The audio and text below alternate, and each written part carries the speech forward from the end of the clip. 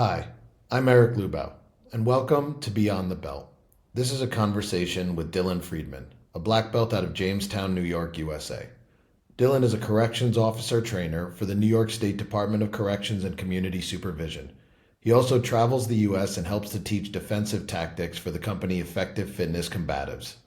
I hope you enjoy our chat. Hey, Dylan. Thanks for being on. Hey, how you doing? Thanks for having me. Good. Tell me, what was it like for you to get your black belt? Honestly, I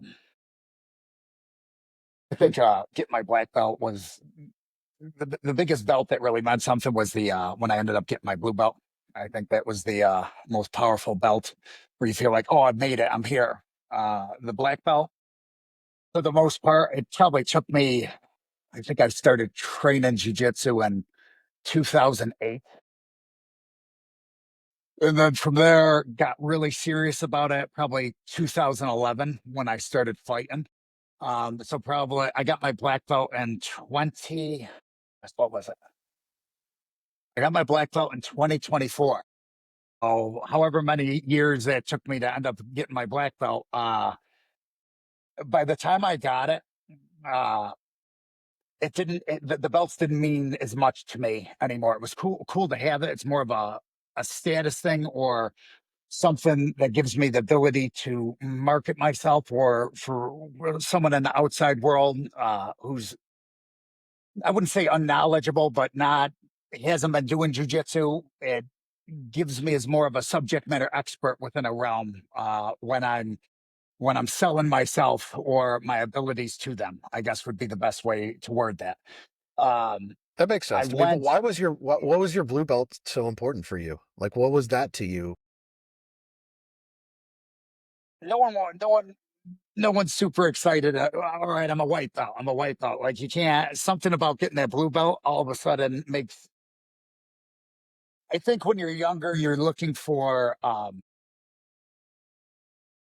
wouldn't say to a certain point validation in all the wrong places or love in a bunch of different places.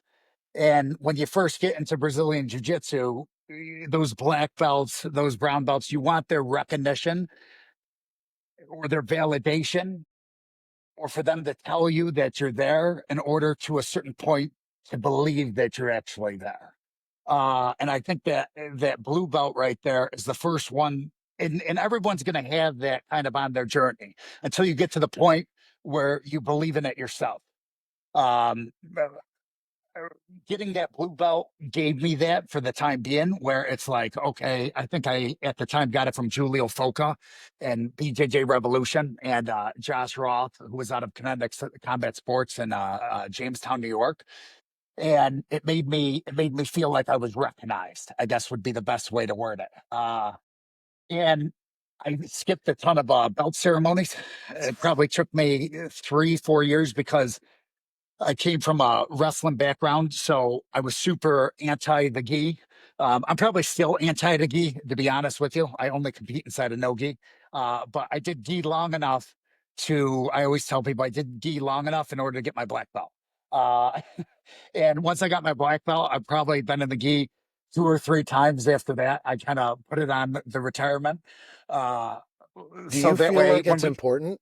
Do you feel that the the gi black is belt, important for somebody to have a black belt, or does that not matter to you as much? so my opinions when it comes to things are consistently fluid and constantly changing. I'm a living, walking contradiction on the things that I say one year. The next year, it might not. It might change. Uh, so, do I think that it's important inside of the gi? Sorry, the gi is important. Two, I was raised inside of to a certain point a traditionalist gym. I go back and forth on. It. I think it's like mat time is important, being on the mat. If you're training inside of the gi, I think, yeah, it's absolutely beneficial because there's things inside of the gi that give you the ability compared to no gi to slow stuff down incredibly. Uh, the gi slows the pace down incredibly. So a lot of times you can't use your athletic ability to get out of certain spots, and you really have to break it down to the point where if you get a kid that's a brick shit house or something who's constantly getting out of position, so on and so forth, he'll get frustrated inside of the gi. Or someone that came from a wrestling background. For me, like you, I came from a wrestling background. That was my first true love.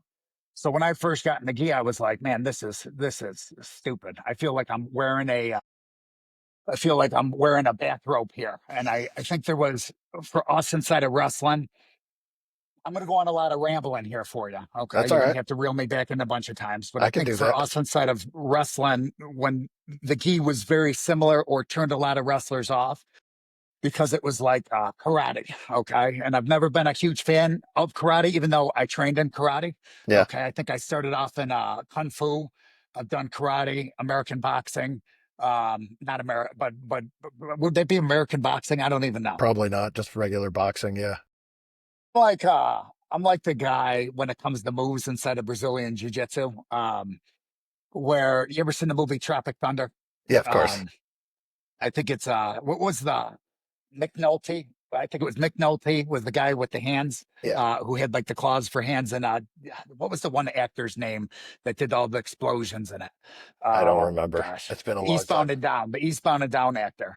But he asked him in the movie, he goes, do you he goes, what type of pistol is that on your side? And I think it was McNulty's character goes, I don't know the name of it. I just know the sound it makes when it kills. So sometimes I'll be inside of practices and I'll have guys ask me about a move. What's the Hochigari? I don't even know what the name of it is. And I'll be honest, yeah, I know it's ignorant to a certain point, but most of the name of moves or when it comes to technical things that I should really know, I consider it like that movie. I don't know the name of it. I just know the sound it makes when it kills. And that's I think that's I've very funny. throughout my career doing jujitsu, so on or so forth, I've always been working it back to that blue belt, almost resistant towards the status quo when it comes to things. I think as a kid, I was kind of a behavioral issue child. So when people tell me that I need to do something, I'm resistant towards it. Yeah. And probably was the reason that it took me so damn long to get my looking back and self-reflecting to get my black belt. You know, it's When funny. it comes to the gi, I have a very go ahead. similar thing that I struggle with remembering move names. You're And right. so often when I'm teaching it, I will like go look up the names and the position names and whatever because I want to offer people something to like, oh, if you want to look it up, here's what you look up. But up until I started teaching, I was just like, I know this move and I know it works.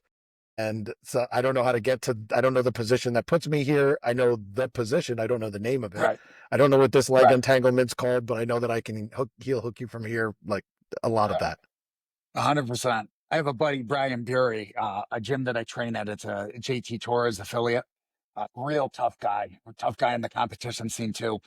And I was at his practice. I train a lot there when I'm inside of Albany. I hop from gym to gym to gym, and I'm sure we can get into that later on down the road. But when I was at one of his practice one day, he was doing a Kimura that was with a leg step over that I kind of have a lot of success with. And one of his white belts that was inside of the room said, "Oh, that's," and gave the Japanese term to the whatever the move's name was. And he shut him down inside of the class. He goes, "I don't know the Japanese name of it. It's a Kimura with a leg step over."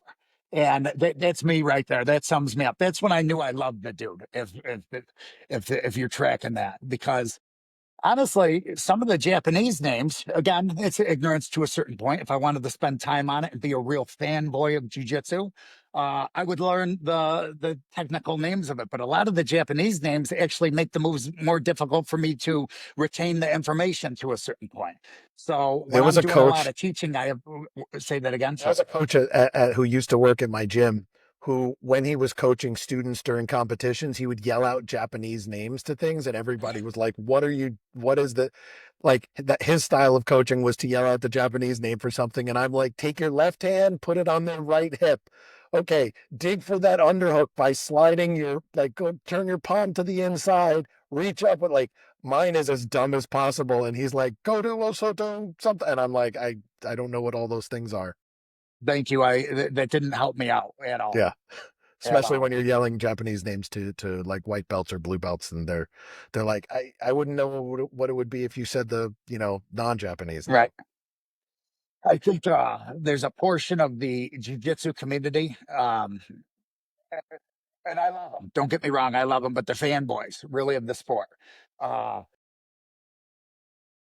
I'm good at jujitsu. I'm good at jujitsu, but I'm not a fanboy. Sometimes I'll go in competition and I'll beat like high level people that are in the top 10 sometimes. And they'll go, "Do you know who that was?" And I go, "I have no idea. I have no idea who it was." Number one, I study a lot of jujitsu, but I don't pay too much attention to who's who because sometimes I think that gets inside of your mind also in the midst of competition where now I'm wrestling, excuse me, grappling the name instead of actually just going out and doing my thing. And I'm Yeah. too cautious in my attacking, so on and so forth. But when it comes to they'll do two things. They know everybody the name inside of the sport, or they'll know all the names of these moves, or it comes down to a certain point where people know they know a whole lot about a ton of things, but they're not quite proficient in a system, and they're not very good in one thing. I guess would be the best way to word it. Working it back to the gi, or unless you got something else. Go ahead. I think yes, it's for a person that knows no jujitsu. I think it's incredibly beneficial to be inside of the gi. I think if I ever ended up opening up a gym, I would be real big on guys being inside of the gi in order to move up through the ranks. But I don't know either because a lot of people throughout the years that told me your gi is only going to make your no gi game better. They were really bad in no gi. It was like a fish out of water when they got inside of the no gi. Um, when I had gotten back from uh, the military. I was, I'm going to be all over the map on you again here, okay? But when I had Do your gotten thing. back from the military, the I had a coach, one of my original coaches, Josh Roth, real tough dude. A Played inside of the NFL for the Buffalo Bills. Then afterwards, when he was done, I think he was a yeah, played for the Buffalo Bills when he was younger. Got picked up by them, recruited, and then afterwards got in the Brazilian Jiu Jitsu. And the guy he was an animal. But when I got out of the military, I kind of came back to his gym for work. Living inside of the area again. I live in Jamestown, New York right now. I kind of think it's like one of those. It's the best way to word it. It's like the scene inside of The Godfather where he goes. Actually, I don't even remember the words to it. He says something like, they always come back." And I'm sure someone will watch this and go, "This guy has no idea what he's talking about when it comes to movies. I'm going to bomb every movie that I tell you." Okay, but let's pretend it was in The Godfather. Fair enough. Jamestown, New York is like that. Once you come to it, it's going to pull you right back over and over again. And every time I go, "I'm done with this city. I'm back, baby." Okay, kicking in the door like that meme of Big Bird. Yeah. Um, but when I got back out of the military, I came down and Josh Roth told me that, you know, because I work full time, I I got to focus on one or the other if I want to be really proficient inside of competing in jujitsu. And my goal after getting out of the military, I came out with a good amount of injuries. Getting back at that time, I was still a brown belt, and my goal was who knows why, to make a really good, probably around that time period, I was good enough to be, and I got out in 2022, was good enough to probably get my black belt around then. But I wanted to make a run at it because of the injuries that I had. And when I was in the military, um, I didn't have the ability to really to compete because of the war, so on and so forth. And then when I got back from the war, I was injured. So, I got back, my goal was I didn't want to just get a black belt, then start competing at black belt. So I wanted to really make a run at it at brown belt. And I had some crazy goal to win worlds at Master One inside of Nogi. So he told me basically, "I'd rather have you doing Nogi practices like crazy here. And really focusing on your Nogi game, and we'll orient you or push you towards achieving that goal that you want."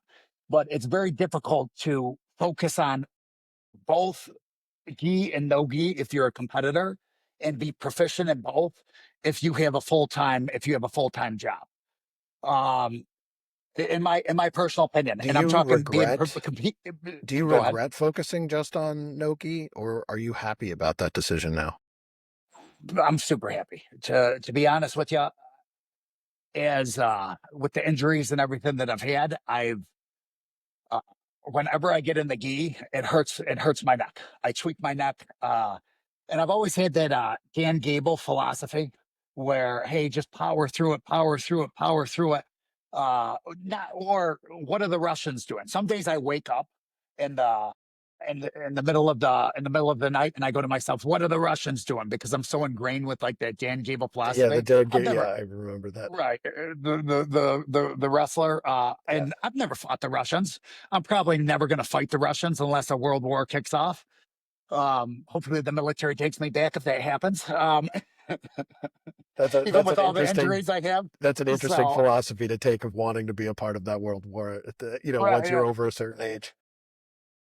It's strange. I think for any combat veteran, it's always like, for most people, they'd like a good death surrounded by your family where they're all above you and you got all these memories flashing before your eyes and of all these things that you've done. I think for combat veterans, it's like, I want a good military death. Okay. I Honestly, want like a good shootout. Go, I do go ahead. not. I'm also a Okay. combat All right. veteran. I All right. I believe you, and I know a lot of people who are like that. But Right. after having seen enough combat in the Iraq War, I'm not interested in a Okay. like I feel you. no And I judgment for feel you. people who do, but for me, it's just not my thing. I think there's just a part of my soul that's never gonna leave Afghanistan. And I don't think we'll dive on that later on down the road. If we dive into that, but I think Well, I mean, we for can talk me, a little bit about this because okay, I do like I'm happy to talk about being in the military because that's what got me partially into jujitsu. I started learning right, combatives, and from a guy who had done MMA and was like, "Oh, you're a wrestler? I can learn from you, and I can show you jujitsu." And I was like, "What's that?" Right? So in the military is where I found out about like what jujitsu really could be in the gi. And it was a part of like how I became like a what I consider to be a reasonably competent martial artist. right. Now, What was that for were you you? mostly a gi guy, or did you do a lot of no gi? So I did so much no gi so I used to train at Marcelo Garcia's in New York, and I got my blue belt with a whole crew of people at the same time. And then when he promoted that whole crew, or the majority of that crew, to purple belt, he didn't give it to me. And he pulled Right. me aside and was like, "Look, you're at that level no gi, but you don't wear the gi enough." And at first I was a little upset about that. I was like, but what about, but like in hindsight, he was absolutely right. And now Right. I do pretty much both equally, but I also hated the gi back then. And now I like it. I like it Right. because I like the lack of athleticism required, and I like the athleticism required no gi, but I do like the difference in feel. I like the slowness that can happen, and I like that it feels like it's almost a different sport. Right. And that's kind of the last thing I agree with you right there. I think grappling as a whole, whether it's judo, sambo, Brazilian jiu-jitsu, freestyle wrestling, Greco, folk style, they're all grappling. And I think it gets strange where people begin to like make this is the best sport. This is the best. Oh, judo's the best. Wrestling's the best. None of it. They're all the same thing. They're just dictated by their rule sets to a certain Yeah, point, right? agreed. Um, why I would say that what you said, the last part right there, I think to a certain point, they're two separate sports. Yeah. I think that gi is its own sport, and especially with the right now with the modernization or the renaissance that's happening, I would have to almost say that no-gi is almost the Americanization of the jujitsu as a whole. Now I got a lot of Brazilian friends if they end up watching this that are going to be like, I'm going to be ostracized after saying that. But I think the reason behind that is the American folk style wrestling with all the wrestlers that are freestyle guys too that are getting involved inside of the sport. It took it from 15 years ago where you had a lot of guys that were you go to a lot of these tournaments and it's very heavy from wrestling from your feet. Whether that's ADCC, whether it's IBJJF, especially IBJJF. When I was at Worlds, I'm trying to think. I don't know if in my bracket there was like one or two submissions that ended up happening. It was heavy from the feet, and they could have been because of the time limit that we had right there. That if you do get your card pass and you go down, you only have so much time. Masters one, but I see this as two separate sports to a certain point. I think that the gi is great. Just before we move on to that, I think that the gi is great. I may have touched on that a couple times. Um, if you are a no gi guy, though, and my background is very heavy more than anything to a certain point when it comes to competing. And even a lot of the guys that I work with inside of Brazilian Jiu Jitsu are either fighters, MMA fighters. I work with a bunch of gyms inside of that, or they're competitive no gi guys. Uh, I wouldn't call myself I'm decent inside of the gi, but if you wanted to come to a practice and get real good at gi, I'm definitely not your guy to come to. I'll be the first person to say that. I don't compete inside of the gi, and to be honest with you, if I competed inside of it, I wouldn't do as well as I do inside of the no gi, just because I'm not. At one time, I think I was pretty damn good, probably around brown belt. But since I've moved away from it quite heavy, I wouldn't say if you're not doing it a bunch, it's like shooting, right? You're not going to be incredibly proficient within that realm right there. I respect the living hell out of the gi. To be honest with you, it frustrates me to a certain point when I do put it back on and I go and roll with a dude, especially when the funny thing about a gi, you'll get a middle-aged dad that's incredibly out of shape and you'll go roll with him and he grabs onto you and you can't move past it because you're having trouble breaking the grips or something. And sometimes I'm on top of it and I just want to start landing blows, okay, to their head right there. And I got to hold myself back like, all right, listen, this isn't a big deal. But if you allow your ego to get involved when you're rolling inside of the gi, and then you do because I'm a higher level competitor. I'm again not trying to be cocky. But it's hard sometimes when you get inside of that practice room, and that's the key to try to avoid But I like to that try though. to what's that? I like that ego check on a regular basis, you know? I 100%. I like that when sometimes, like I'll go against a white belt strong kid in the gi and then they'll grab me and I'm like, this is really difficult to get past. Like that's maybe I'm not as good as I think I am, right? Like, not that I'm that good necessarily, but it's like a good ego check to remind myself, like, hey, it doesn't matter. Somebody, like, especially, one of the things that I always remember is that sometimes new mom strength in a gi is really difficult to get through. New what? New parent strength, whether it's a new mom or a Okay. new dad, and they've just like been holding their kid and they're walking around with a 10-pound, 15-pound weight all the time. All of a sudden that strength is real strength. Yeah. And like working against that is a nice reminder that there is more than one way to get muscle and hold on to somebody in the gi. And so that's like a good 100%. ego check for me. Not that my And ego generally gets out of the way, but well, I think we're humans. It's the human yeah, condition. We're tainted by it to a certain point. Jealousy, greed, anger, so on and so forth. It's just understanding human, and then understanding your own triggers sometimes too. Being a critical thinker and being able to realize, hey, where is my anger coming from, right? yeah. Or inside of the practice room. And I think to a certain point, just that we're on the ego subject right here.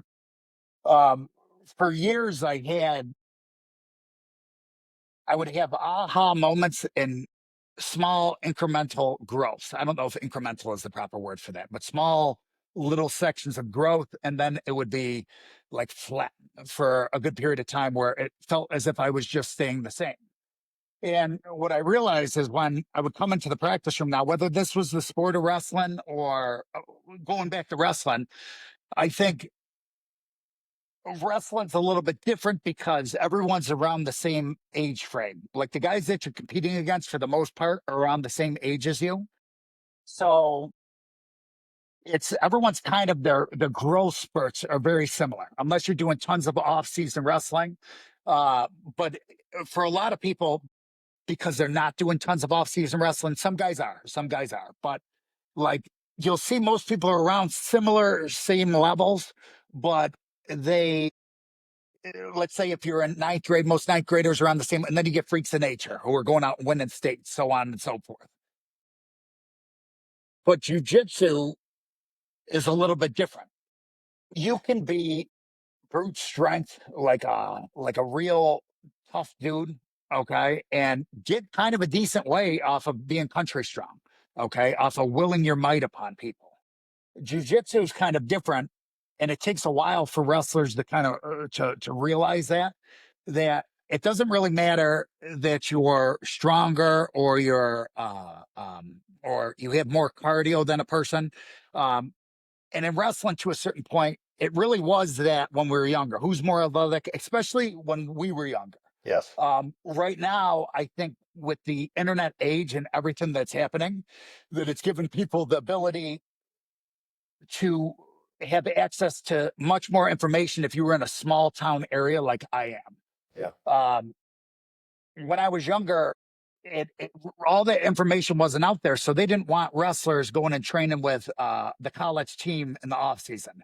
They didn't want them training with their high That's not school true. coach in the We off did that. season. We did that. They We do. yeah, like when I yeah, in the early 90s, in the mid 90s, like we were training with college teams as a high school as well. So it was one of those things where we were inside of New York, they had rules where they didn't want you training with like your high school coach. And again, this was years ago for me. So they didn't want us training with like we would go to camps. Yep, I would we did go that out too. to a ton of different stuff. And my father was a RIT, one of the college coaches that were over there. So I would sneak into that room a ton too. But technically, like they didn't want you in the offseason training with the coach because some of these guys from these smaller schools, so on and so forth, didn't have the access to that same information that you would have it, and it would give an unfair advantage. Yeah. I don't remember the exact stipulations that were behind that. I apologize. I probably should have looked it up, or if I could even find it, but that's what I remember. I'm sure someone could absolutely tear me apart on that right there. Again, That's okay. I'm It's speaking no big deal. It's the honestly it's one of those things right. where like we all have the memory of like what our childhood was and what the Right, rules are. right, Yeah, so it's like we can easily right. romanticize that. It's not a big deal. I think with the access to information right now, what we have is we have a beautiful age compared to a long time ago.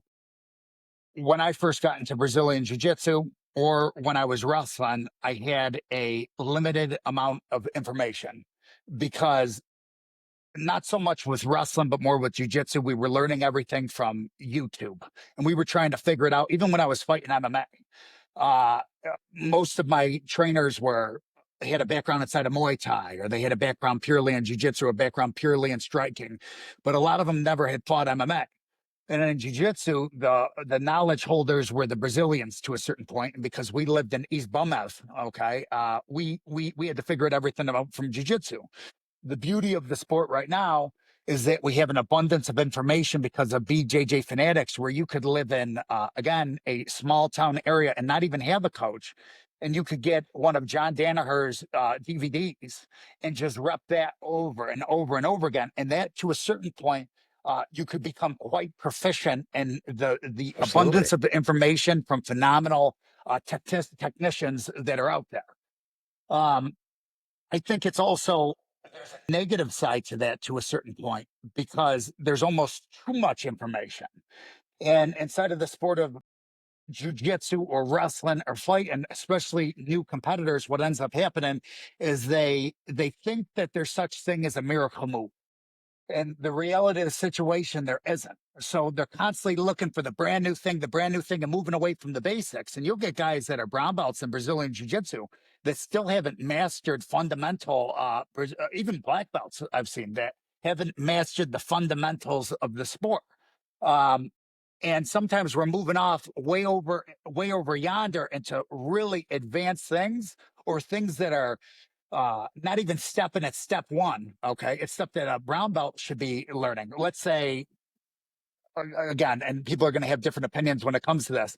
You're learning legs before you learn how to defend the armbar, leg lock, so on and so forth. And when a young competitor, the first time that they get a leg lock, something along those lines, excuse me, like a leg lock, then they go, oh my gosh, I just tapped out a higher belt.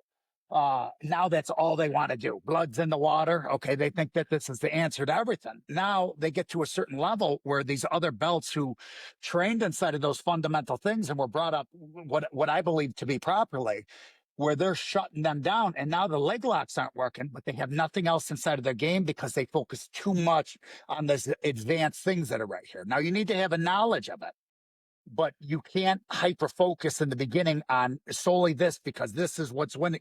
We have to have a broad spectrum to a certain point, but we shouldn't move on until we are incredibly proficient. Sometimes we gain too much information. We know a lot about a bunch of things, but we don't, excuse me, but we're not proficient in a small majority of things.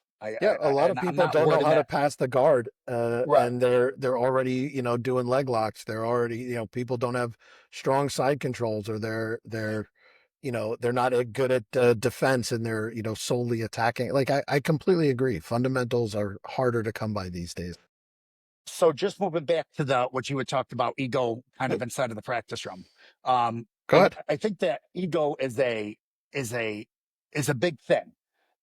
For myself, like I said, I had incremental small growths for a really long time because my ego was so involved, whether that was inside of the sport of wrestling or even in jujitsu and fight. And in the beginning, when I came to the practice room, I wanted to win, win, win. It was always about winning. So all I focused on was my A game.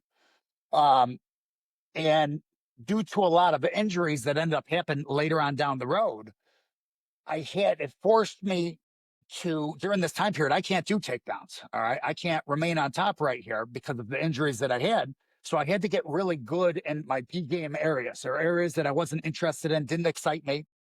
And instead of a long time ago where I had these incremental growths because it was constantly working A game, A game, A game when I came into the practice room, I ended up having massive amount of growth over this past year and a half, 2 years, because I go in the practice room and I go, okay, I'm not going to allow my ego to get involved when I go and I'm rolling here within the room. I'm comfortable with getting tapped out in these positions that I'm not comfortable within in order to become proficient in them. So it doesn't happen later on down the road when I get in the competition. So I think the ego to a certain point, it's big inside of the practice room, but it also can be detrimental. Um, I think that the amount of information that we have right now is phenomenal, especially for these people that are in areas where they don't like, you're not inside of a big city that has massive amounts of information, because high level guys are probably going to move to big cities to open up gyms because that's where the money's at, or Yeah. the most money. Compared to these small areas, I think this abundance of information is phenomenal because now they can get the same information from these high level people that we couldn't a long time ago. But at the same time, summing this up right here, I think it's detrimental to a certain point because uh, it's It's the too much, nucleus, and especially for it's the and it beginning doesn't level focus mind. on fundamentals. Right. Yeah, I completely agree. Yeah. I actually want to keep talking about ego, like, but I want to talk about it through the lens of like your full-time job, right? Like you work Yeah. for the Department of Corrections full time, right? Uh, like, I mean, what role does ego play in that job for you, and how do you keep ego in check when you're working in that kind of corrections environment? Let me think about this for a second. Totally. You can start by just telling, just telling anyone who's listening what you do or what your job is, and then you could, tie it back to ego. So, my position, I work for a law enforcement department, and I correction officer within that realm. I'm a drill instructor who deals very heavily on the to a certain point, cognitive conditioning and reforming of behavior when it comes to individuals so that we create critical thinkers who have the ability to self reflect on their own actions and not act upon their own wants and needs inside of the moment. So hopefully, when they get out into the civilian world again, uh, it helps with their ability to be critical thinkers and weigh out the consequences for their actions. It helps with not having them come back to the prison system. Helps with recidivism. I'm probably messing that word Nope, up right there. that's how you say Okay. it, recidivism. Um, sometimes well, It's a hard so word to say, even if you use right. the word regularly. It's like the word So judicial. Like, I feel like anybody who says the word judicial immediately sounds a little bit drunk. right, absolutely. So that was my main role for a good chunk of time with the law enforcement agency that I'm with. As of recent, I am a full time defensive tactics instructor where I work with the lead HRT team, hostage rescue team, with training them inside of defensive tactics, Brazilian Jiu Jitsu, as well as all the recruits that come through the state's academy. I run that. Not run that, excuse me. I'm a one of the lead defensive tactics instructors for the prison system, as well as right now I've been tasked with running the Western training region for defensive tactics and training the National Guard who has been deployed to the prison system due to a lack of manning for the law enforcement agency. So I've been tasked with training up. As of right now, probably we're about 800 uh, within the past 4 months that we've trained up and making them, or hopefully getting to them to the point where they're proficient within the tasks and duties that they have been given to do within the prison system. So Yeah. I think that kind of sums up what I do. I mean, I think that's like fascinating to have that role. And like, that's why I wanted to ask that question about ego, is because if you sit in that world where there is, like, in many ways an us and them of inside the prison system, or dealing with people who are on, us and them side, like, how do you deal with the ego, keeping the ego out of it and remembering that, we're kind of all humans and we just have to work on this together, trying to help people? Yeah, I like that human, right? I am the business of understanding human, right? Um, and I'm gonna bomb this. It's one of those things. If you read up on the Stanford prison experiment, okay, it explains. I'm not going to dive too deep into it, but it was something that fascinated me while I was in college. Uh, and it's basically he took two groups of Stanford students, and one group was the it played the incarcerated individuals, and I think it was in one of the sections of Stanford. Uh, in the basement area, and they filmed a bunch of it, watched over it, and basically one group was the incarcerated individuals, the other group was the uh, played the guards, the I'll say guards within that realm right there. And it got to the point where they had to shut the experiment down because the individuals that played the guards, the power went to their head real quick. I Yeah. think within in a few days. And again, it's been a long time since I've actually looked up on that. Um, I think there's a consistent. They had to shut it down because they used and they abused their power, Yeah. and it comes back to something that we talked earlier: understanding the human condition, jealousy, greed, anger, hate. It's as if we're tainted as human beings, and I think in the Bible, or again, well, I'm telling you right now, there's a lot of stuff where it's like I'm in the ballpark of it, okay, with technical terms, but I'm definitely not. but the shining light upon the hill. We're never going to reach that to a certain point, because whatever created us or designed us, the power, the great spirit, or the power that be's, Yeah. or God, uh, created us almost to, we self-destruct. We destroy everything for ourselves. Um, I think understanding kids when they grow up, they want anything. When you were wrestling inside of high school, what did you want to be? You want to be a college coach, or you want to be a high school coach or something. You want to be in those roles where you're in charge. And what happens with people is it has the ability, if unchecked, to go to the head where we lose track of ourselves and the desire to keep power and have control. Uh So how do you Again, keep that going in back, check? That's yeah. what I'm, this is what I'm trying to get to. The, like, you know, you've reached a level of, black belt in Brazilian jiu-jitsu. You know how to defend yourself. You've been in combat. Like, how do you keep that in check on a regular basis? And how do you teach other people to keep that in check who may not have those tools that you've built up over the years of combat and combat sport? So within the prison system, and I talk to a lot of my recruits that come through, or it's the guard that comes through.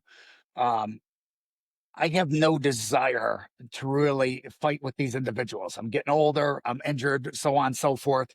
So it comes down to, how do I avoid that?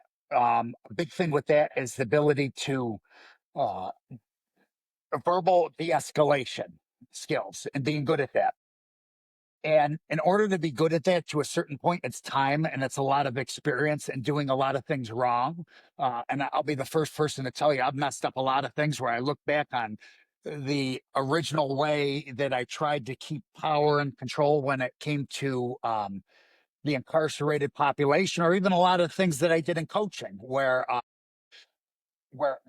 cringed when I used to do it. And I think when you make enough mistakes, you get to the point where you realize that you have to be a critical thinker and have the ability to self-reflect. And I think there's a massive majority of the population that really, I don't know if they're born without the ability to do so. And even no matter how much you try to work with them to get them to the point where they're critical thinkers, they'll just possibly never have it. But I think in order to be inside of those positions, that you have to be a critical thinker, and you have to recognize where your emotions are coming through. Um, and without that ability, you're not going to be good inside of when you're placed inside of leadership positions. I have to recognize um, when I'm being jealous, when I'm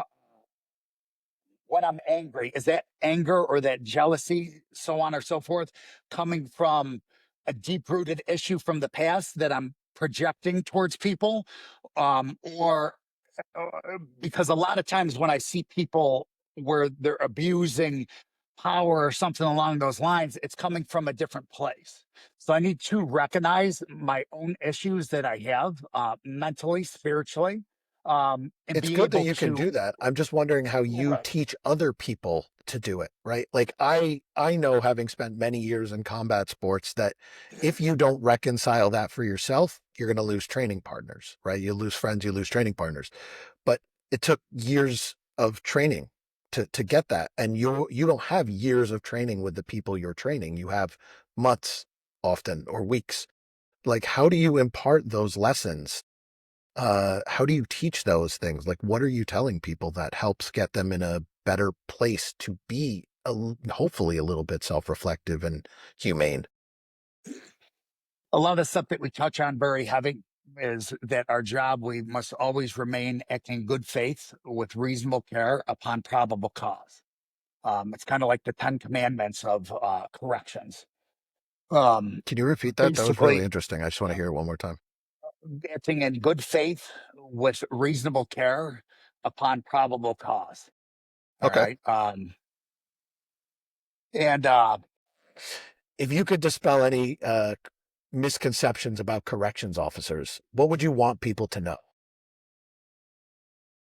I think law enforcement it kind of is taking the role right now that that soldiers, when they were coming back from Vietnam, kind of took, where as they were getting off the planes, people were spitting on them, people hated them for the things that were happening there. And a lot of those soldiers were forced into those positions that they were doing when they were inside of the war, or drafted, so on or so forth. And in the military, it's kind of like go over that hill. When you're told to do something, you go and do it to a certain point. And I think a lot of those people came back and they had this feeling of just incredible bitterness, uh, bitterness, because when they came back, they didn't get the level of respect that they really deserved for going over and fighting for the country.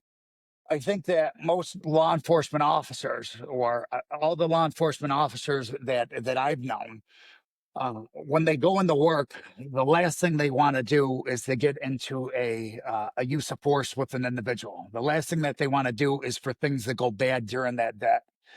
Uh, and I think that most people go into the profession with incredibly good intentions.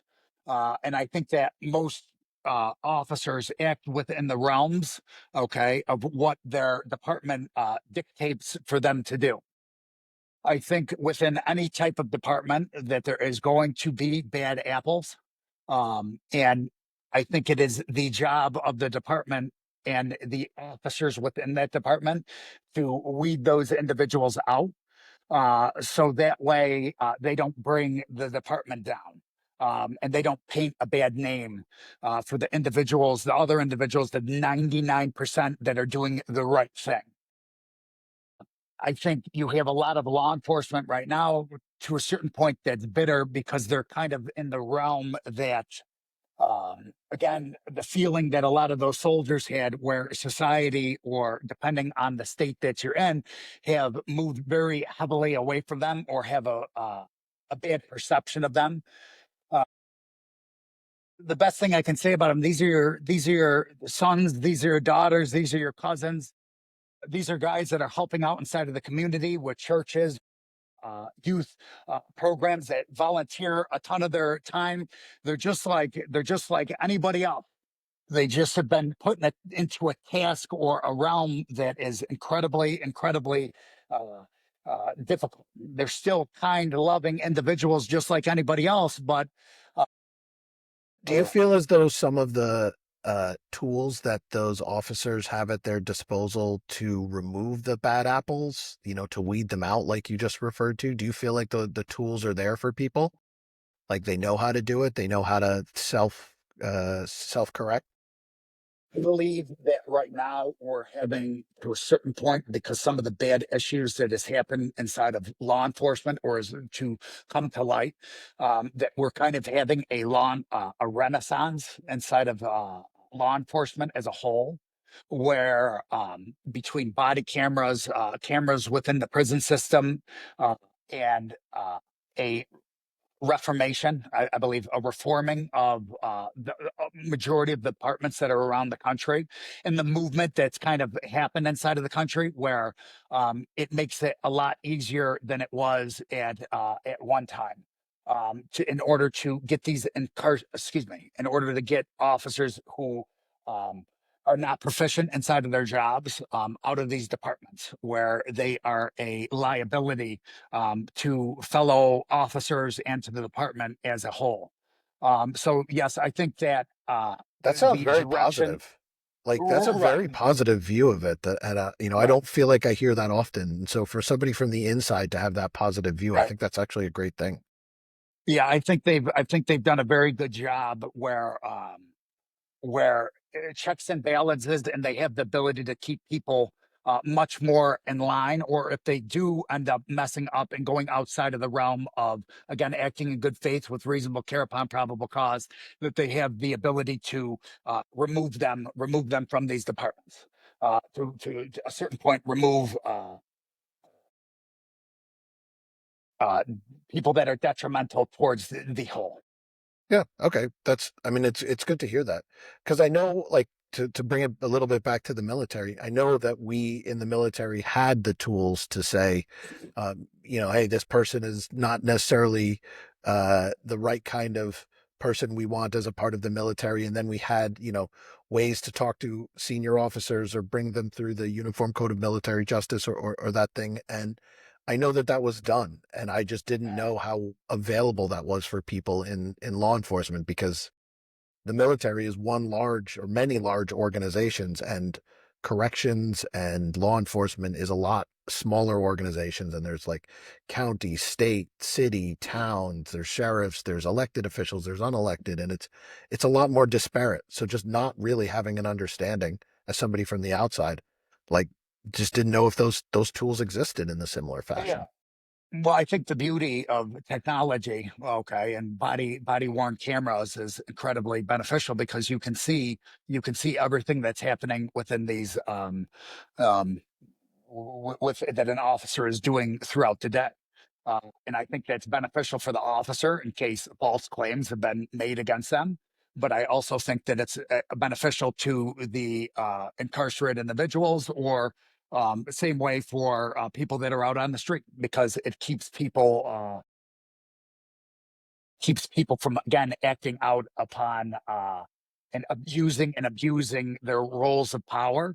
But also for the officers, for a majority of the officers that are doing good, it shows when there was false accusations that were made against them, that they did not do that. So it's a two-way street, it's a double-edged Yep. blade, and I'm incredibly optimistic, and I uh, I am a fan of them. So personally, myself. Are you also somebody who generally believes that all like law enforcement corrections officers should go through some type of like jujitsu kind of training? Like, do you feel like that should be part of the standard operations or standard training procedures? 100%. 100%. I think consistent training with, and again, I've done karate, I've done boxing, I've done, excuse me, karate, boxing, kung fu, American kickboxing, and jujitsu, and I wrestled all the way through high school and college. I think the most proficient thing to train law enforcement is Brazilian jiu-jitsu. I think most departments right now, due to being inside of the public spotlight, have put or are now starting to put an incredible um, emphasis on defensive tactics, and a lot of the defensive tactics programs around the country are heavily have moved away from a lot of, at least when I first got in, it was a lot of keto, uh, karate. A lot of it dealt with pain compliance. And we have moved heavily, heavily, heavily away from pain compliance, such as pressure points, things along those lines, and then have moved into a heavy, heavy uh, jujitsu base inside of these defensive tactics programs. For example, um, for my department, we're under DCJS. Uh, and we are governed by, and a lot of that, interesting enough, was kind of put together by the original gym out of Jamestown, New York, that I trained out of, Kinetics Combat Sports. And it was Jay Wadsworth was one of my original black belts, and he runs EFC, Effective Fitness Combatives, which is probably one of the top companies when it comes to defensive tactics inside of the United States, where they travel teaching different municipalities, so on and so forth. Um, but the original guys that were out of my gym, it was a very big cop heavy gym. But they were also jujitsu competitors as well as MMA fighters. So the beauty of is it was law enforcement, state agency professionals, local professionals, as well as correction officers that were all defensive tactics, excuse me, that were all MMA fighters, jujitsu guys, so on and so forth. And Jay Wadsworth had become very heavy in teaching defensive tactics, and then to the point where designed, or that gym itself, Jay Wadsworth kind of put together the best of both worlds, right? In that gym right there, and was able to take what works inside of um, the MMA world and jujitsu world and bring it over into law enforcement. And I say a lot of times that policing is its own sport. I had a guy when I was in New York City. We were working. I also work for Effective Fitness Combatives, so I'll drop them inside of there, where we travel around teaching different municipalities, and it's a more advanced version of what we do for DCJS. But Jay Wadsworth basically took that and then he developed the program for DCJS, which now governs a lot of the excuse me, um, different departments around our state, so on and so forth. But policing, getting back to policing as its own sport, uh, I say that a lot of times to my recruits or to the guard, and I ask them, "Well, what does that mean?" And I say, well, there's rules and guidelines that we have to act upon inside of, if I were wrestling, it has its own rules and guidelines for the sport. If I was playing basketball, even MMA, all right, in the sport of MMA, you can't punch to the back of the head when you're inside of the cage because the back of the head is thinner than the front of the head. You can't gouge the eyes, you can't rip at the lips, so on or so forth. Just like law enforcement, policing is also its own sport because the reality of the situation is that what we get paid for is to quell situations with the appropriate amount of force to an individual. And we, just like another sport, has its own rules and guidelines. Law enforcement is the same way. The last thing you want inside of a use of force is for an an incarcerated individual or a a person that's out on the street out with um, broken orbital sockets, the face all black and blue, broken ribs, so on or so forth. We have to act within the realm of our sport so that way we are not hurting these individuals. So what got put forth by GCJS is more in the midst of the use of force. I get these incarcerated individual down to the ground through lateral head placement and wrist extractions. I get their hands behind their back. We use leg controls, but moved very, very heavy away from pain compliance things, such as my department. We do not do chokes within the department. We do not teach chokes within the department. And when I talk about rules and guidelines, that it's its own sport, that I have to act within the rules of that sport. So policing, because we're fighting or having use of forces on a consistent basis inside of these departments due to the clientele that we work with, we have to act within the rule sets that the state agencies, so on and so forth, put out for us. And what was really good about the material that Jay Wadsworth put forward is that if these departments are taught within this new age that material that has moved heavily, heavily, heavily away from pain compliance, we should be able to have use of forces with individuals and move heavily away from the injuries that were happening prior. Do I Be a think good thing to that have happen. Right. Yes, absolutely. And I think right now there is an incredible movement that I've seen. And again, I'm traveling around the country on a consistent basis, teaching agencies, mostly defensive tactics instructors for those agencies themselves, where they are taking the material from EFC, effective fitness combatives, and then working it into their department's rhetoric. And we have had tremendous amount of feedback. Number one, it's a lot more simple. It has drastically reduced the amount of material that we used to teach for a lot of these departments. It is heavily focused on jujitsu techniques, avoiding heavily anything that has to do with chokes. Okay, or uh, Do you feel but like when it's you more. guys teach this that Yeah, people walk away with good understanding? I mean, there's a lot of, I mean, jujitsu takes, a lifetime to put together, and you're getting these right. people for short amounts of time. Do you feel like at the end of these package trainings that they walk out with a good understanding of this?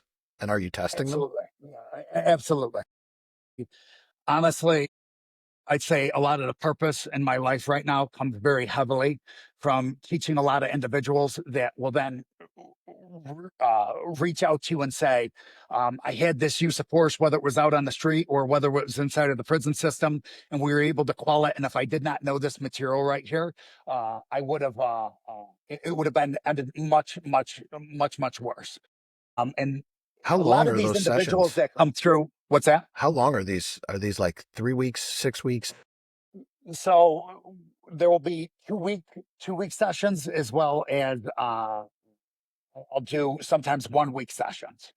A lot of the individuals that I work with on traveling for EFC were individuals that were already defensive tactics instructors for their departments. So this is just more of an advanced add-on to the material that they're already teaching. Train the trainer. And then when they right, and then when they end up going back to the departments, they work it in where they're consistently working with the officers within their departments on a once, twice a year, so on or so forth.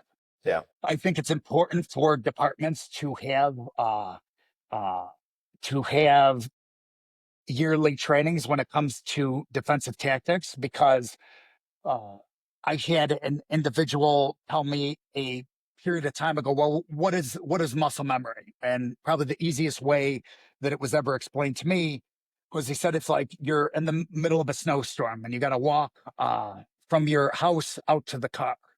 The first time that you walk out, it's the snow is there. It's difficult to get to your car. You've stepped through it. Then the next time that you come back to the house, you stuff it down a little bit more, the snow. Then you go back, forth. And then finally you have a trail. You have a connection between your car and the house that's right there. Well, it's the same thing when I'm attempting to create muscle memory when it comes to defensive tactics. In order to create proficient officers, so on or so forth, I have to have consistent yearly training with them because if we're not consistently doing this training and repping it over and over and over again, then it keeps on snowing outside, right? And that pathway, what's it going to do? It's going to fill back up again. And I think that the same with the electrical connections where we're attempting, again, I'm no scientist, but create pathways, right? Where in fight, flight, or freeze type of situations, I have individuals who revert back to what they've been trained and not the spoken language around the world. And what is the spoken language around the world when it comes to fighting? It's throwing hands, punching. Okay. We don't want that for the most part inside of use of force situations. If we can utilize controlling tactics, body holds, leg controls, lateral head displacement, and wrist extractions in order to cuff individuals up, we should have the ability to avoid that like crazy. But if we do not have consistent training, what will happen is those pathways that we worked into those individuals' minds, they will end up losing it. Now, I talk to a lot of my individuals that I do training with, and a lot of these individuals have come from backgrounds also that I work with, and I'm training. Your question that you asked earlier, do I think that it works that they're able to take it in a 2 week period? Yes, I do to a certain point, especially if an individual, we're training to the common man. Okay. I'm not training to someone like you who's brown belt inside of Brazilian Jiu Jitsu and has an extensive mixed martial arts background. My goal within that time period is to train fundamental positions, especially for what I do within my law enforcement agency, fundamental positions that the common man can understand. And then it should be able to work against a individual who does not have an extensive martial arts background. Yeah. Okay. Do I believe the individuals that I'm training that they're going to go out and be able to now be a master against somebody who has an extensive background like you or me? No, absolutely not. Right. When they have a use of force with them. But do I think that they will be proficient if they have no background and they are much more proficient when they end up leaving the trainings that we have done for them? Yes, absolutely. We I think that's a also great give way them of looking at it. right core curriculum. We give them a core fundamental curriculum that is very easy to understand. Now, where a lot of these individuals fail is that, and I tell everybody this at the end of my sessions. I say, always respect individuals that are masters within their realm. Okay. There are subjects that I'm incredibly uninterested within. Okay. But like even jobs, certain jobs that people do. I have buddies, they are computer whizzes. All right. I am completely inept when it comes to computer systems. You're lucky I was able to log on right here. Okay. I checked it I last gotta night, say, I was a actually. little bit worried about that. Right. Yeah, I checked it last night to see if I could do it. And I'm like, all right, I got it. After like an hour later. But when you're a master within your realm, I don't care if you're working the Burger King drive-through, right? If you know everything about that subject right there, now it interests me and you're passionate about it. Okay. That's one I of the tell these, cores of this podcast for me is being able to talk to people who are experts at what they do. Like my thesis was, if you've made it to black belt in jiu-jitsu, you either have the stupidity and stubbornness of someone who can stick with something for a long time, or you understand how to learn and how to apply it in ways that are unique to you and your skill set. And if you can do correct, that in one realm, my thesis is that you can do it in another. And so that's my assumption is when I'm talking to people is that they have found those other passions in life and have excelled at them. And maybe they're not black belts in something else, but they're probably brown belts at least. right. Yeah, absolutely. Um, when Yeah, absolutely. Getting back to kind of just finishing that thought right Yeah, go there. ahead. Experts within the realm. I tell these guys, okay, you've done this training right here. All right. But now what ends up happening? Again, when it comes to muscle memory, do you think that you're going to be proficient inside of a fight, flight, or freeze type of scenario? Okay. When you're inside of a use of Sorry, force and it I just want to possibly ask because when I teach something similar, I always say fight, flight, freeze, or fawn, right? I always give four. Is there a reason? Like, I know some people call it fight or flight. Some people say fight, flight, or freeze. Is there a reason that you don't have fawn in there? Like fight, flight, freeze, or fawn? explain to me. I've actually never heard fawn. So So, explain to me what okay, you mean so by fawn. fight, we know it's, somebody throws something at you, you throw something back. Flight, somebody throws something, you run. Freeze, somebody throws something and you stand there and you don't do anything. And fawn is you just kind of you have the wherewithal, but you cover up. Like you don't do anything back, but you know to cover up and not fight back. Because at that point you're not freezing, you're not fighting, and you're not running, but you're doing something, you're active, and your peace of mind, you have frame of mind to react to what's coming at you in a way that you are defending yourself, but not re-engaging. So it's not fighting. Right. So that's why I've always said fight, flight, freeze, or fawn. And I haven't heard that from you who teaches it and clearly knows this thing. So I was curious if that was a way you've thought about it or maybe not. It doesn't make sense. It does make sense. And to be honest with you, I'd like to. That's something I'd have to think on for a little while. Yeah. The fawn, you said, Yeah. correct? We do uh, touch on a lot when it comes to smaller individuals uh, with MAT, mobility angles, engage, disengage, uh, engage, MAT, and transition. Part of disengaging to a certain point in that and Mad T would be that there may be certain times where I'm being overwhelmed and I have to go to a certain position where I keep myself from taking any further damage, such as I pulled guard and I held that individual close to me right here, which will limit or mitigate the amount of damage that individual is doing to me. Yep. So I think to a certain point, I cover it in other realms when I'm teaching it, but I've never used the abbreviation of fawn. Um, uh, but I do like it, and now I'm gonna sit on it and I'm gonna think about it for a little while, and I might start using it in my own thing. To be Yeah. honest with you, Because because it makes sense I to think it me. does work. Yeah. Right. because it's one Yeah, of the reactions. If somebody right. has the presence of mind to defend themselves but not fight back, there should be a word for that. That is one of the options that can happen if somebody gets attacked, in the same way that they could punch back or run or freeze. So Yeah, that's, absolutely. I like it. I dig it. yeah, I don't know where I Um, heard it or but that's the one I've been teaching for the yeah, last however many years I've been teaching self-defense. right.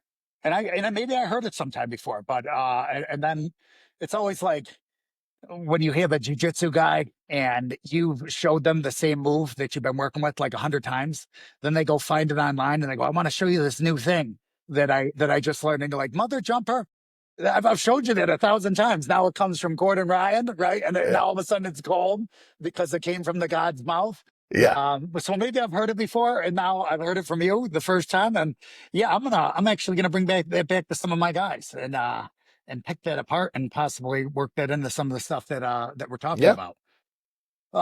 Bringing it back with these guys, I think I take when someone is a subject matter expert within their realm. And within this realm of policing, right?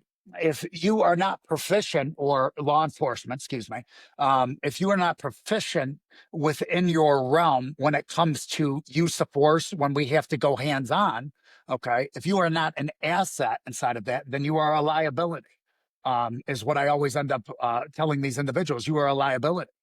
And kind of the way there's certain individuals, when we teach this information to them, I may have one individual that does the lateral head placement, displacement when it comes to the head. I have another individual that is doing the wrist extractions. I may have another individual that is proficient in doing the legs, right?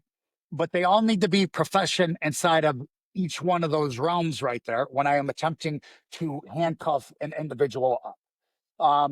And what happens when we run scenarios, you'll see a lot of individuals, they're okay at one thing, but they're not okay at the other. When we were inside of Afghanistan, I was attached to, and I know we'll probably touch a little bit more on it here in a little bit, but it relates to this right here.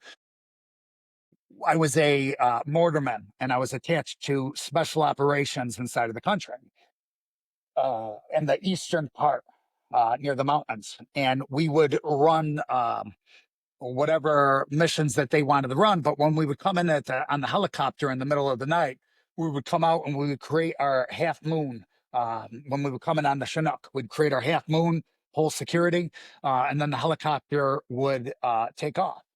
Well, a lot of times what mortarmen would do is they would leave.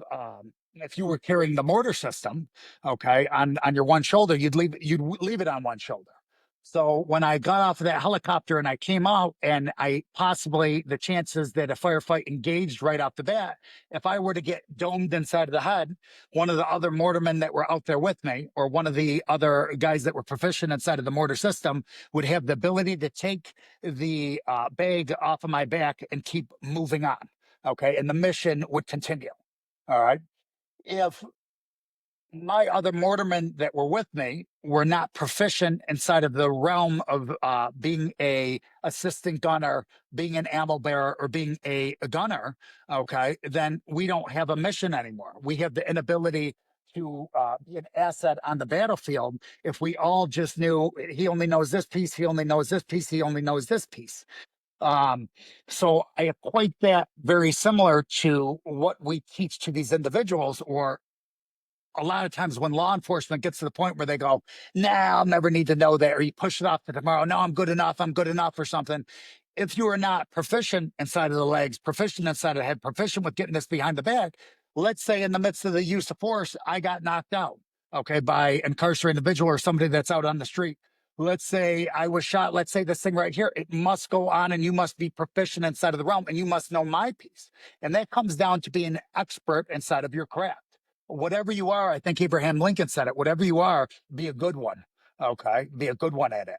Uh, and I think a lot of times when I go and I teach a lot of these individuals, some of the people that I end up teaching more on a low level, not actual defensive tactics instructors already, they are quite resistant if they have no interest inside of the combatives realm or the defensive tactics realm. But my father always told me when I was younger, what comes from the heart resonates with the heart. And I love this. This is a passion for me. And I think I have the ability a lot of times that even if you're uninterested in it originally, by the time you're done, you are quite interested within the realm, or you, at least you see the need to be proficient within the techniques that we are showing. That's a I really think wonderful that, sentiment. Like really being able to have your passion come through for something you teach, especially when it's with something to somebody who doesn't really maybe want to participate in it. That the fact that you can do that, that says a lot about you. I think that's a really positive thing to know and to feel. yeah, sometimes law enforcement departments are, I think there was a incredible movement at one time uh, that we had, and I'm again not to get political on any side, where it was a defund the police. All right, that gained some momentum. I think the downside to that is that to a certain point, in some departments, we already have departments around the country that are undertrained in their ability when it comes to defensive tactics or to quell situations with appropriate amount of use of force. Again, acting in good faith with reasonable care upon probable cause. And when if anything, these departments that are unproficient within that realm need more more financing and the ability to more time to be able to train to create proficient officers and officers who have the ability to, again, goes back to that thing, I critically think think, I right? think a big part of defund the police, or at least the way I always understood it, wasn't necessarily that it was always that the police were bad. I think it was also, hey, we should use the money, or the money should be used towards things like supporting the mental health crisis, which would help get, a lot of the people off the streets that were causing some of the police problems, or you put some of that money towards poverty or homelessness, and that would also reduce it's not, I don't think that anybody was saying that, like, or maybe they were, but my understanding was always, it's not just that the police can be a problem. It's that we are not putting money towards the root causes, just the symptoms. And the symptoms, and the police then have fewer tools at their disposal because they're not being trained well, or sufficiently in all cases. When in reality, if you put the money towards some of the root problems like poverty, like the mental health crisis, like homelessness, then the problems that the police would run into would be reduced. Yeah, I am in agreement when it comes that more money has to be put towards definitely mental health inside of the United States, Yeah. for sure. And we could probably honestly go down a rabbit hole where we talk about that for 3 more hours. But it's interesting. I tell everybody I'm a moderate rooted in reality. I am neither Republican, nor am I Democrat. Honestly, I'd say my political beliefs would probably ride somewhere along the lines of a John Kennedy era Democrat, with where I believe in progressive things, and I'm always open up to. I'm not going to dive too deep into that, but Yeah. I am. I think the truth consistently on all manners, for the most part, lies somewhere in the center, It and a does. lot of times that's where I also lie. Um, and for most people, like this is an interesting conversation. Again, going back to the human condition, because we're tainted by these human emotions. We A lot of the conversations that we have when it comes to people, I could talk to you for hours, right? But a lot of conversations that I have with people, it's heavily rooted within emotion. Yeah. Okay. And not, it's rooted in theory, rooted in emotion. And sometimes when next thing you know, we're yelling about things that we're unknowledgeable within. I Well, always you tell were people you yeah, had told me, like, off camera, that you were a bit of a failed filmmaker, and like filmmakers' jobs are to kind of expose these things or show these kinds of emotions. Like, I mean, is that where this came from? Was you being able to see all sides or tell a story? Is that like why you were, you were getting into the filmmaking thing? I think art in general, it's about asking questions, right? A lot of times it doesn't answer the question, it asks the question. Uh,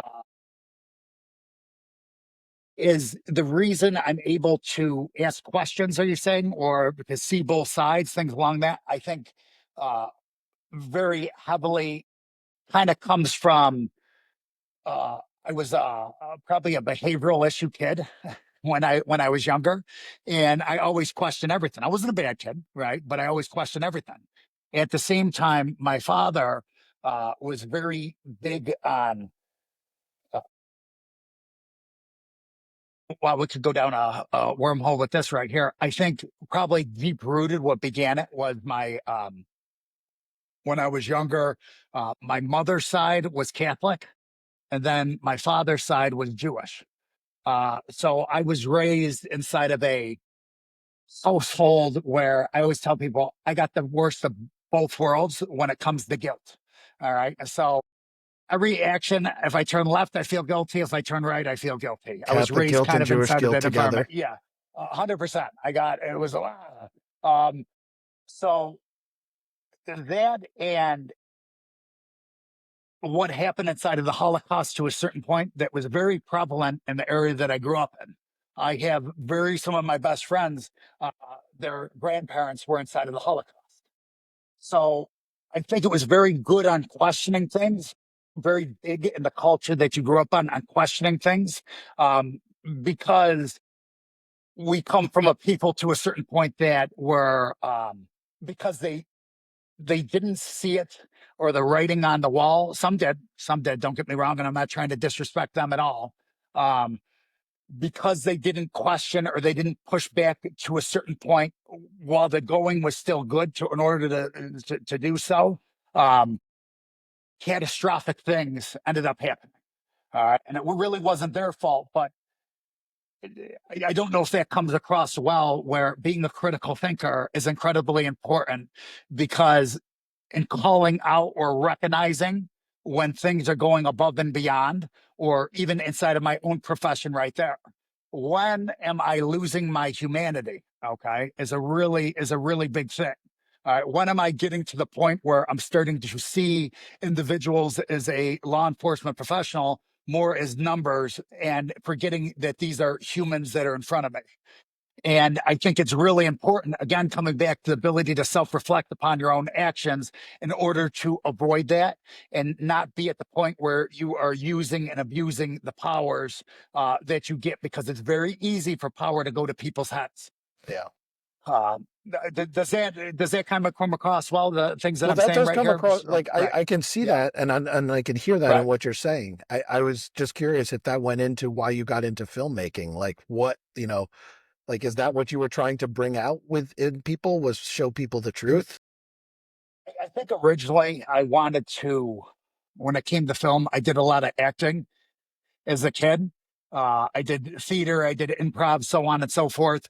And then when I ended up going to college, during that time period, I kind of did both worlds. I've never really had something that defines me or this is my group. I've always kind of been an outsider where I have a bunch of different interests when it comes to things. I was also wrestling when I was younger. So when I went to college, uh, I was always artsy, and I was never really a fan of math.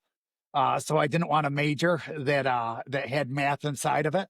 At the same time, I wanted to go to school for acting, and my father was real big on you are not going to school for acting. So, excuse me, I wanted to be a filmmaker, right? At the same time, I think I originally went because I wanted to be a war photographer. Um, and who knows, I may end up doing that eventually down the road too. Probably when I end up retiring, I'll end up going over. I still want to check that box right there. Um, I That's a very went to intense college job. for, I had an yeah, embedded 100%. photographer with me when I was in Iraq, and it was very intense. Like the kind of conversations I would have with him, like what does he want out of this? What are we trying to do? Like that is a very intense role to be a war photographer.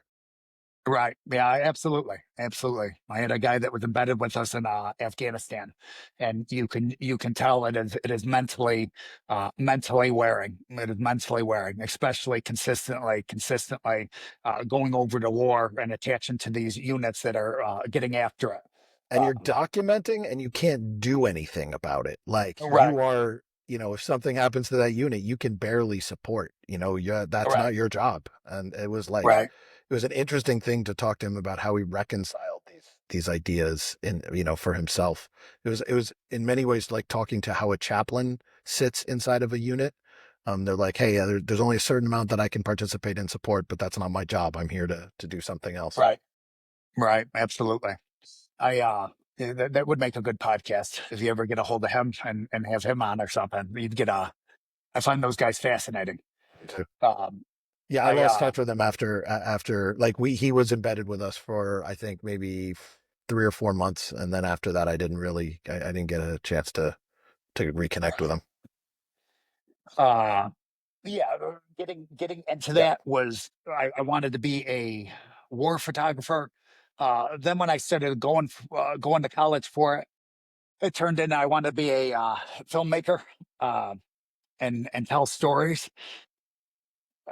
And then I think I went to college for the most part, though. Looking back on it, I wouldn't have went to college for the same thing again because I think when it comes to especially filmmaking, you can become very proficient, especially with the modernization of technology or modern technology, uh, where you can become proficient or possibly even better without even going to college for that realm right there.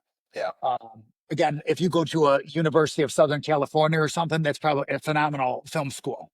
All for right. sure. But can I learn those things by learning on the job? And that's at the same time with a lot of college profession, or sorry, a lot of things that people are going to college for, even law enforcement to a certain point, is loosening on its standards when it comes to law enforcement due to the undermanning that a lot of these departments have right now. Uh, but a lot of these realms can teach you how to be proficient within that realm right there once you end up getting on the job Yeah, with the trainings that they do. And I think a lot of that with art too. Uh, if someone came up to me right now when it comes to art and they said, "Hey, uh, I want to go to college for art," I'd be like, "No, no, go for." I don't even know. I'm not even going to say it right here because it would be ignorant. Again, and again, sometimes I don't like talking about things that I'm not super knowledgeable on. It's just more out of feeling. yep, Or a I get lot of that. guys that I see that are incredible amounts of debt for going to school for something that now they're working at and nothing against butcher shop guys, okay, but they're working at the cold cut counter, But the and you have United a States degree is a that you're. particular Yep. problem here in that they charge exorbitant amounts of money for school. Like where I live in Germany, you can, university is subsidized, so you don't leave in egregious amounts of debt. Like that's a very uniquely American thing for the most part. That's not, And it's crazy that it's a business, or even the loans that they're giving out to yeah, individuals for it, the interest rates that are on those loans, that when you're young you think that you're invincible, right? You think that you're gonna, oh, I'll be able to do this, I'm gonna be the 1% of whatever profession that I end up going into, I'm gonna make the money, and then you're paying off student loans for 30, 40 years. yeah, it's really sad. So tell Sorry. me, is there Yeah. like any piece of advice that you kind of just wish everybody knew that you've had clearly like tons of experiences both in, the military and law enforcement and martial arts. Like, is there anything that you want everyone to know? When it comes to Brazilian jiu-jitsu, or Anything. bringing it back to your original comment right there, that you dove into, not comment, your original question when it comes to the belts. At the end of the day, these belts don't mean that much. It's a nice level of recognition, but it's the journey that means everything. We're always looking for that end goal. I need to be that black belt. I need to be that black belt. Or people want to reach that as quick as possible. but it's about the pain, the suffering, the good times, the bad times, of everything that's in between in the moment of now. Okay. Looking back on it, that's really the most important part of the sport of Brazilian Jiu-Jitsu, and the, the uh, relationships that you build along the way. I think that's the beauty of the sport, what's happening inside of the moment. What's down the road, my black belt right now, it doesn't, it's great to have, but it doesn't mean that much to me. Looking back on it, I was always looking to, I need to win this next thing. I need to win this next thing. I want to win this next thing. And it was that moment that was really beautiful. And if you have the personality like me, where you're obsessive about things, or you have that adrenaline type of junkie, okay, you always think to yourself, hopefully I just reach this point where I win this thing, or I do this thing inside of my life, where then I'm going to be able to let it go. I'm going to be able to let it go, and that will be good enough. And that's, if you have that personality, let me tell you the truth, that's never going to happen. It's always on to the next thing. It's always on to the next thing. Okay, well, I want more of this. I want more of this. Um, so where's the beauty inside of the sport? It's the relationships you find along the way. It's the journey along the way. Um, and that's my personal opinion. And That's just a really touching on wonderful it real quick, sentiment. touching on it real quick. In the past 4 years, I've had 3 major surgeries. Okay. I've had a hip reconstruction. On my left hand side, I had an ACL reconstruction. Again, on my left hand side, and I just 3 weeks ago had 2 disc replacements inside of my neck. Um, That's something even, similar. I've got a similar scar. geez, nice, nice. You had you had the C4, disc replacements, C5. or Yeah, not a disc okay. replacement. I had the titanium plate put on my C4, C5. Wow. Um, along the way, you're always looking to win this, looking to win this, looking to win this. And again, my background is heavy, heavy, heavy inside of competition. And now, for reflecting on it, I don't care about winning. I don't care about losing. I just want the ability for good health to get out there and do what I love doing, and that's competing beyond the mat. Okay. And you don't recognize when you're young. When you're young, you think you're invincible. When you have a lot of things that end up happening to you, or even for you or I, like inside of the war, you realize that um, I'm looking for the best word for this. We're Fragile. quite vulnerable, fragile, Yeah. right? We're meat and bones at the end of the day. And it's the journey that's absolutely beautiful. And focus on the now and the moment that you're in, because life is short. Life is short. That's a really beautiful sentiment. Yeah. Oh, I'm, What I'm, are I'm you, glad you like it, because yeah. What are you excited for in the future now that you're like trying to focus more on the journey? as I said in the beginning of this conversation, I'm a walking contradiction of myself. Okay. I am genuinely, my neck feels better than it's felt in years right now. And I'm only 3 weeks out from the surgery. I'm just really looking back to, or excited about getting back to competing. And as much as I say, don't worry about the winning or losing, or easier said than done. Okay. I'm going to try to remain within that realm too once I get back to competition. My big thing, or my goals for this year, is I would love to, if I can, do Nogi Worlds, and also do the ADCC East Coast Trials, to go and compete inside of that, and just get back to training really heavy and get around the people that I love, right? Because It's great to hear. this has been a little bit of a bummer, but such is life, right? And pain, Yep. you find suffering, and suffering, you find what is it? Suffering, you find truth, and truth, you find peace, to a little bit. Trivialities and the hard things in life that uh, give you the time to become spiritually and mentally strong up here. I think we're in this realm because of the movies. Life is not a Rocky story. Yeah. I think that everybody thinks that, well, why we try to judge ourselves on others, or we think that my life should be like the movie. Well, that's just not the nature of the beast. There's a lot of suffering inside of it. Yeah. And uh and being able to accept that and embrace it, right, Yep. is I, important. I think that's a good place to kind of wrap this up. Is there anything that you'd like to promote? No, to be honest with you, not really. If you want to check me That's out, okay too. I have I have a bunch of uh, stupid Instagram videos. Were just funny videos on Freed BJJ, Freed BJJ, and Yep. you can check I'll me put it out in the there. show notes. All right, Thanks excellent. so much for your time, Dylan. This was Yes, really sir. a good conversation. Yeah, thank you, thank you. Thank you for listening. If you have any questions about defensive tactics training or corrections officer training, feel free to reach out to Dylan. You can find his contact information in the show notes. And as always, thank you for your time and attention.